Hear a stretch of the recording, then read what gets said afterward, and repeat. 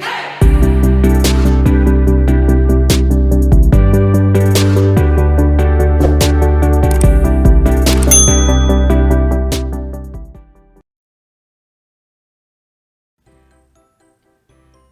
everyone, Karen here from Karen's Crafting Company, and in today's video I'll be sharing with you the Sheetload of Cards Rewind for the month of August. I am rewinding all the way back to 2019, 2020, and 2021. For the 2022 Sheetload, you can check out my video in the description box below in case you missed that. So anytime I make cards for the Sheetload Rewinds, I usually make one card and I will follow the dimensions that Crafty lists right here on the front of the Sheetload template. And then I take these same cards and I send them to Crafty for her Show Us Your Sheetload video she does at the end of every month. Now, when I'm choosing my papers, I typically like to go to my scraps, or I'll look for individual sheets of patterned paper that I usually buy from Joann's or Michael's when they have them on sale. And because I was able to find 2 full sheets of patterned paper in my stash, I went ahead and I was able to make more than one card. I didn't want to leave any of those paper scraps behind, so I thought it would just be easier to go ahead and make more than one card. So that way I will have those extra cards in my stash and they are ready to be sent. They will be ready to be sent when they are needed. So as you can see here, the template, I pretty much followed it as is. And the 2 papers that I brought in were the hot air balloons and that really pretty red gingham. And again, those were 2 individual sheets and I just thought that they went so well together. And I brought in my hot air balloon sentiments from Hero Arts, and I thought Rise to New Heights was a great sentiment to use, especially since I picked the hot air balloon pattern paper. Now I'm showing you this slight error that I made. When I cut my red cardstock that's behind the gingham, I did not cut the right measurements. So I don't know how I did that, but when I went to adhere that cardstock onto the front and saw that it didn't fit, I was a little confused because I thought I did cut everything down to size. Anyway, I was able to make 4 cards with the gingham as the on the card front, and then the hot air balloons on the other 4 with the gingham as the pennant. And for the pennant, I basically cut that out using my Cricut die cut machine to cut 8 of those out. And then I did have some scraps left over, and I went ahead and I added them to the insides of 6 of the cards. So the 2 cards that I made the error on, I just left blank on the inside. So it was really great to use up those scraps that I had left over. And I was happy that I didn't have to save or put back any of these papers because I did use them all.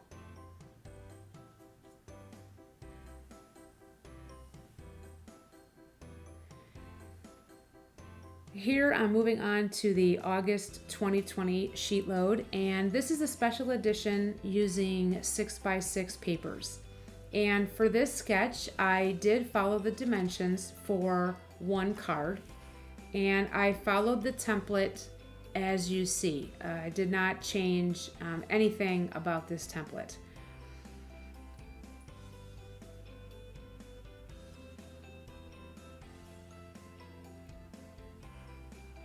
I also brought in a paper pack of the 6x6 pattern papers that I had in my stash, as I'm trying to use it up, as I do have a lot of the 6x6 pads. And that butterfly that you see there, that was in my stash, so it was already cut out. And then the Sending Happy Mail sentiment is a stamp set from Waffle Flower, and I'll be sending this card to a very dear friend of mine. And then that pink foil is cardstock from Tim Holtz, and it matched the papers perfectly. So I was really happy that I was able to use some of that foil.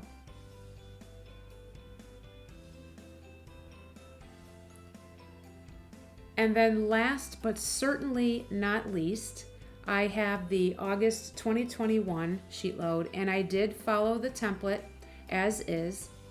And I brought in a single sheet of double-sided pattern paper to make these cards. And once again, I wanted to use up as much of the paper as possible. So one side had the floral pattern, and then the reverse side had those pretty polka dots. And with this one sheet of paper, I was able to make 4 cards. And the sheet load does call for 8. So I was able to make half of them, which I was pretty happy with. I used my Hero Art sentiment stamp and those butterfly stickers. Those are so pretty. There, as you can see, they're 3D, and those wings pop up, which is so cool. And these stickers I actually got, they were gifted to me, and I've had them for some time, and I actually have a variety of them, and they come in different colors. But I have been using them up, and I'm down to, I think, 1 pack and a half of another pack. So definitely, trying to use what's in my stash.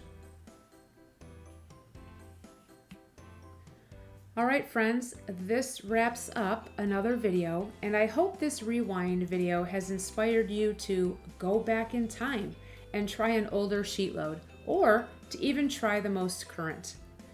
This is one of my favorite videos to make, as it gives me a chance to revisit some sheet loads I don't use regularly. And I definitely have some favorites, and I tend to use those more frequently. In fact, the August 2019 and the 2020 are 2 of my favorites. So I was really glad to revisit them once again and try different papers using them. So I hope that you will give Sheetload a try if you haven't done so. And if you like this video, please give it a thumbs up. While you're at it, hit that subscribe button and click that bell for notifications. If I've left you with any questions, please leave them in the comment section, and I'll get back to you as soon as I can. You can also send me an email, which you'll find at the end in my description box. So go ahead and check that out. So until my next video, friends, I hope your day is a crafty one. Take care, everyone. Bye-bye.